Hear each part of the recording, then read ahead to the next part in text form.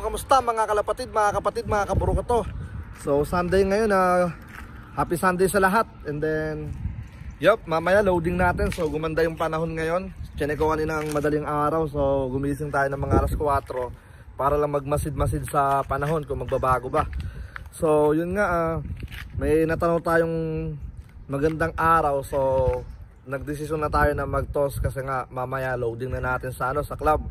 So alas 4 ng hapon, kailangan pumunta na tayo doon kasi yung resulta daw ng ibon natin is ilalabas na mamaya. So finally, inabot tayo ng ilang days din doon.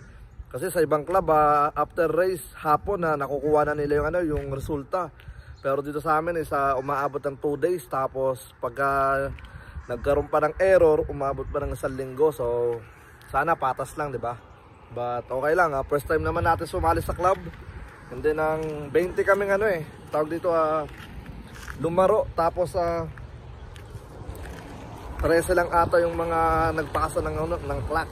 Ewan ko lang, mamaya malalaman natin kung ilang ibon lahat ng total to. So ayun nga, pagas muna tayo. And then mamaya sa release point magbibideo tayo. So tara, let's go. So yun nga mga kalapatid, tapos na tayo magpagas. Tapos nandito na tayo sa release point natin. Bali 42 miles mula sa amin. And then syempre check natin yung paligid. So first time natin gagamitin to. And then tignan natin yung taas. Tapos pagka nag-release na tayo, titignan natin kung saan sila tutungo. Tignan natin kung makukuha na natin sila. So ayun, tara, let's go. Set up na natin to.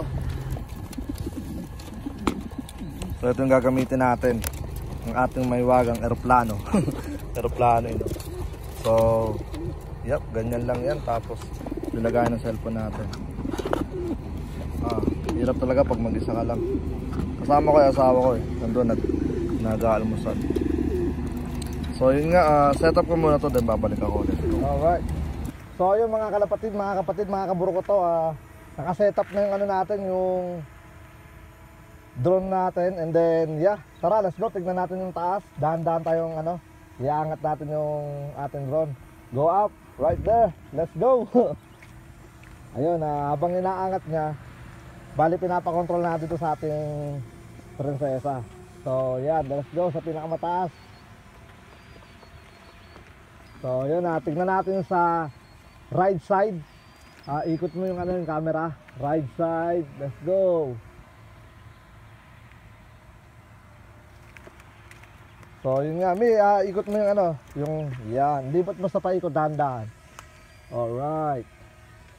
So napakataas na natin. Ito yung magiging area natin. Then tignan natin kung pwede pa itaas.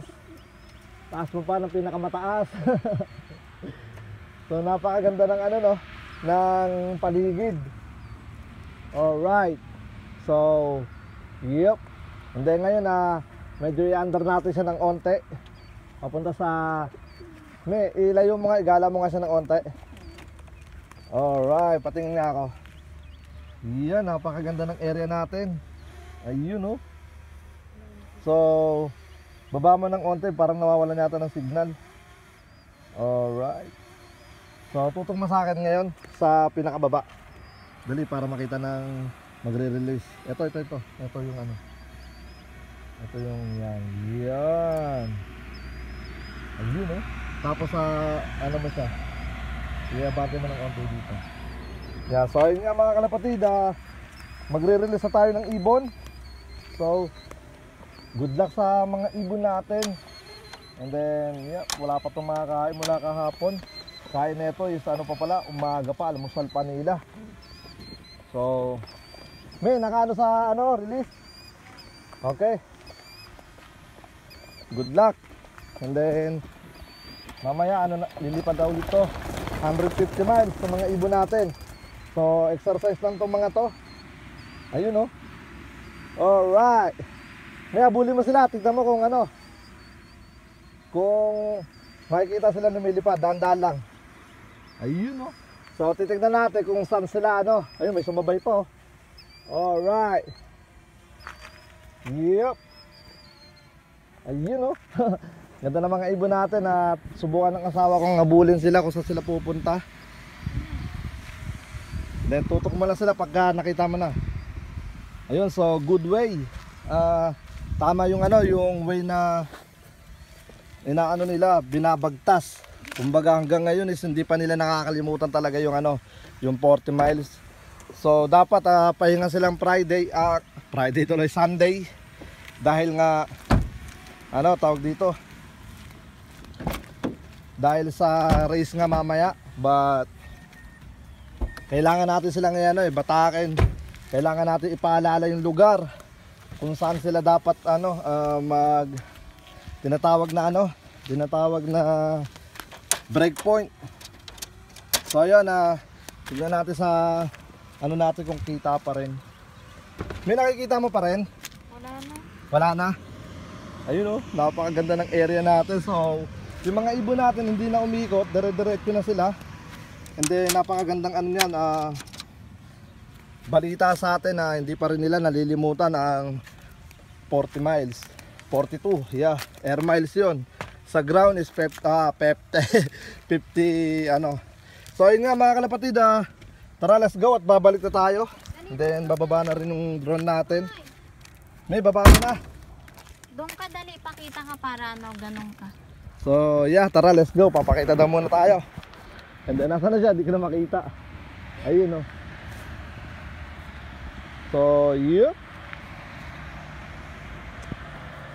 Napakaswerte natin kasi ito yung binigay sa ating early gift ng asawa ko. Ayun Yeah. Kadong matigas yung araw. Ito yung regalo sa atin. Tara, landing na dito sa palad ko. Paano ba yan? Alright, let's go. May uy, baliktad. Yeah. Yup.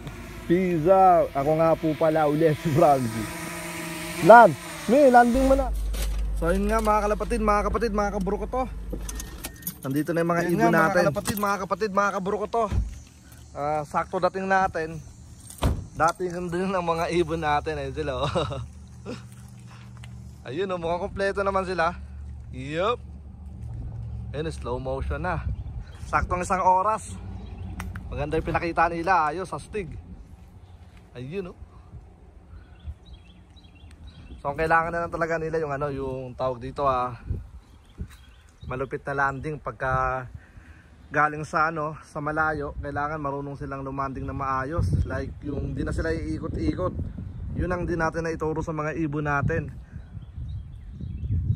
Kasi dahil nga sa lugar natin masyadong maraming puno kasi yung natin, area natin. Ayun kumbaga ito lang talaga yung butas. Ito lang. But okay lang yan. Ang kailangan nilang gawin is bilisan nila sa paglipad. Yup. Ayun ganda sana paliparin yung natin yung drone din natin But tara, okay, tara. Tawagin na natin yung mga ibon natin kasi kahapon pa yan. Gutom. Let's go. So ayun 07 na naman ang nauna. Bata na yan ni romantiko. Alright, so unang bumaba 07. Tapos si Lobo, ayan si Lobo. Ayun So pababaan na yan.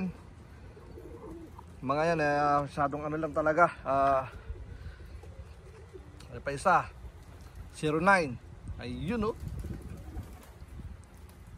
Ito yung mga magandang uwi yan para wala nang tawag dito. Wala nang mga manggugulo Si Lobo ikatlo. Tapos si Black Tiger. Ayun Alright. Ikot pa yung mga iba Sanay sila sa kasi sa cellphone. Pag pinatunog natin yung cellphone, magbababaan ka agad yan. Mas maganda sana kung makita natin, di ba? But tara, subukan natin patunugin. Let's go. Ayun ang mga ibon natin. Ay, Punggok Sabi ko sa inyo, basta marinig nila yung cellphone natin Punggok, tapos si sablo na hen natin. Ayun Wala kasi yung cellphone kagad Basta yung cellphone naririnig nila. Natataranta yung mga yan kasi doon sila sanay. Milky. Ayun mga auction bird natin. Si Daniela, medyo hingal tong isang to Wala kasi silang ano eh, liparan ng ilang ano eh, ilang araw. Pero ayos na yun, at least today nabatak sila. Tapos mamaya ano na ulit, pahinga mamaya.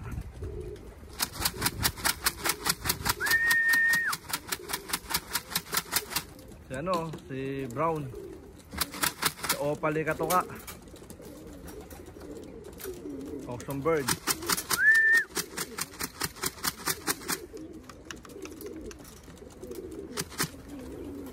Alright, si Replica at si Bunso. Ayan o.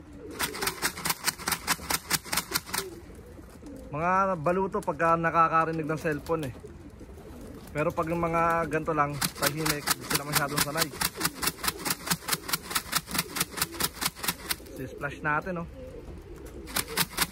Ano si ano natin? Ayun, si Marcos, lumitaw. Pasok na para makapagpahinga. So yun nga mga kalapatid, mga kaburo ko to. Bali, papapasukin lang natin muna yung mga ibon natin para ano, makapag ano na tayo, makapag pa-condition, pa-relax para mamaya basketing na ng mga ibon natin. So yup, papasukin lang natin to. Meron pa yata tayong ano, 1, 2, 3, 4, 5, 6, mga 7 pa siguro nasa labas. So yun, tara, let's go. So yun nga mga kalapatid, mga kaburo ko to. Bali, ito na lahat ng mga ibon natin. On time naman silang nakarating.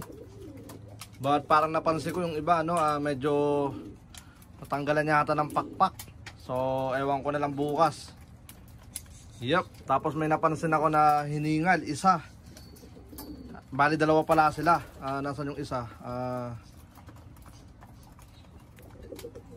Si 07, yun, ayun, si 07. Tapos yung black checkered.